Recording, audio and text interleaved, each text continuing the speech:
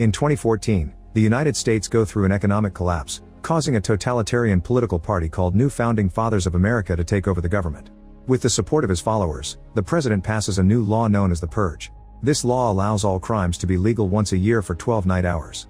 Emergency services aren't available, level 10 government officials can't be harmed, and weapons above class 4 like rocket launchers are forbidden. Everything else is allowed, including murder.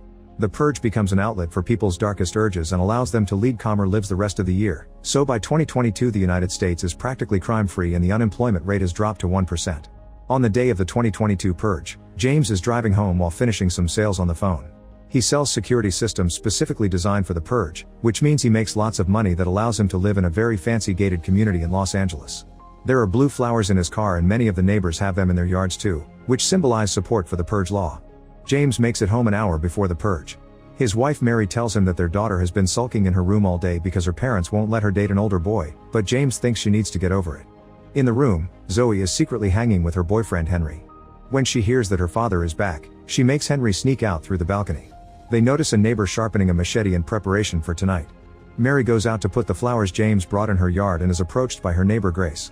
She admires the new addition to Mary's home, pointing out she was able to afford it because everyone in the neighborhood bought a security system from James. She also says that unlike previous years she won't have a party tonight. When Mary goes back inside, she's startled by something following her, but it's just a creepy toy being controlled by her son Charlie, who likes hiding in a special spot in the closet wall. He comes out to explain he's updated his toy with night vision and insulated the motor to make it silent.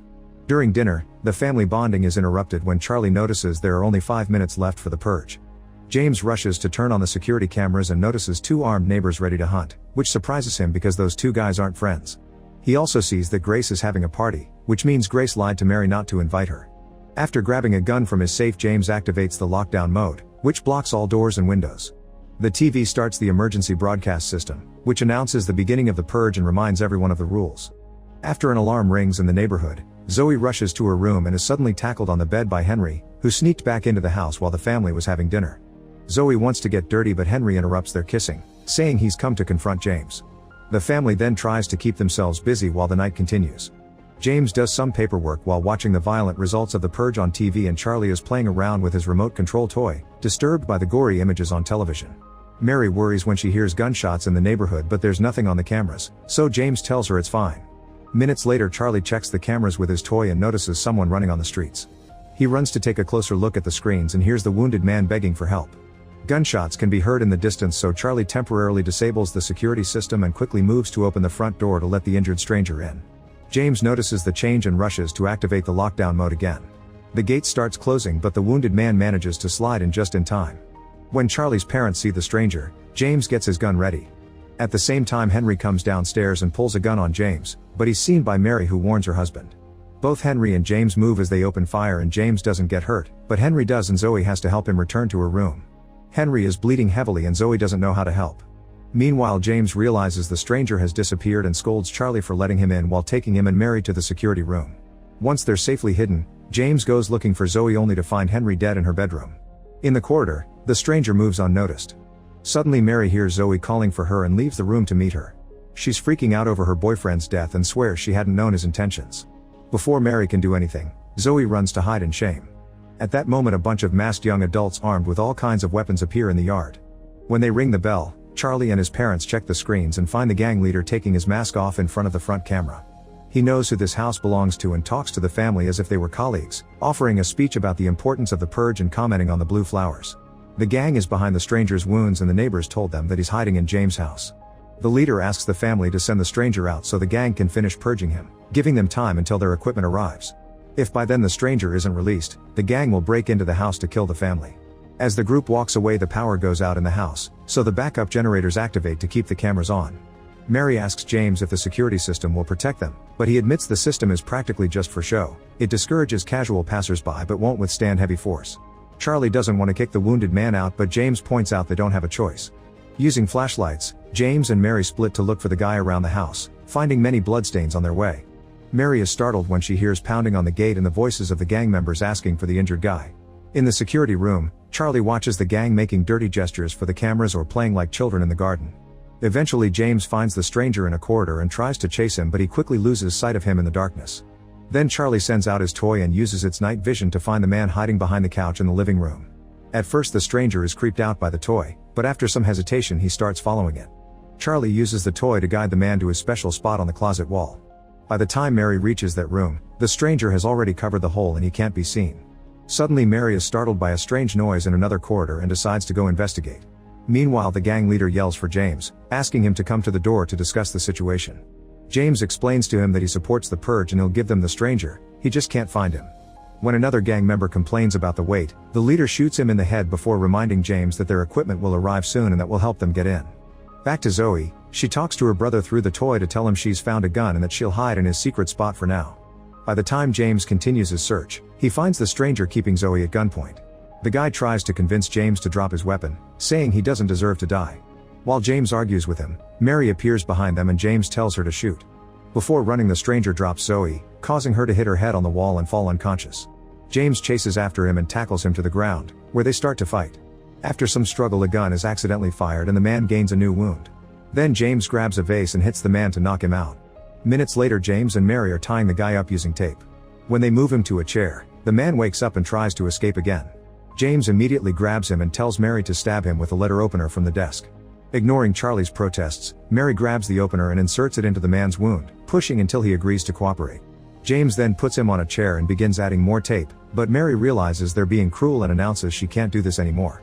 When she turns around, she notices Charlie is missing and goes looking for him. At the same time, Zoe wakes up and she also calls James out for his violent attitude before leaving the room. Seeing this interaction, the stranger tells James to hand him to the gang to save the kids, but now James feels bad too. While looking for Charlie, Mary notices some lights outside and looks through the window to discover that the gang is tying a truck to the gate using a chain. Mary runs back to her family and James announces he won't kick the stranger out. He gives Charlie a gun and tells him to hide. Then he and Mary go looking for more weapons so they can get ready to fight. At that moment, the gang leader announces time is over and yells about serving the need to purge. The truck pulls back and in just 1 second they completely bring down the protective gate. James and Mary rush to hide while the gang destroys the remaining glass to start making their way inside. In the other room, the stranger falls off his chair to reach for the letter opener. The gang walks around the house, sometimes shooting randomly in certain rooms. Charlie hears all the noise and tries to hide further in his room, but a gang members find him and grabs Charlie's wrist before he can shoot him. Then he drags the kid out of his hiding spot by the hair. When the person gets ready to shoot Charlie, James appears behind him and kills him first. Then James hides Charlie in a different room with a new gun. In the meantime, Zoe hides under a bed and sees a person enter the room. Before he can find her, the leader calls the guy to show him a picture of Zoe on the wall and asks him to save her for him. Downstairs, James is startled by another gang member and quickly shoots him down. Then he encounters a couple who jump to avoid the bullets when James opens fire. The guy manages to reach James and push him against the wall, but James punches him to push him off. Then he has to dodge the axe attacks from the girl, but this distraction is enough for the guy to recover and jump on James again to start choking him on the pool table. James grabs a ball and hits the attacker on the head to knock him down. The girl tries attacking again too, but James kills her with a shot. At that moment, the guy hits James with a cue stick and disarms him, so now both men are fighting for the gun. A desperate James slams the boy's head on a pinball machine until he's dead too. Suddenly another gang member bursts through the window and James grabs his arm to avoid getting shot. The men fall on the floor and start fighting, rolling until they reach weapons again. James grabs the axe first and hits the man on the back before also shooting just in case. Afterward he tries to leave the room, only to be cornered and stabbed by the leader, who gently lowers his body to the ground while saying James' soul has been cleansed.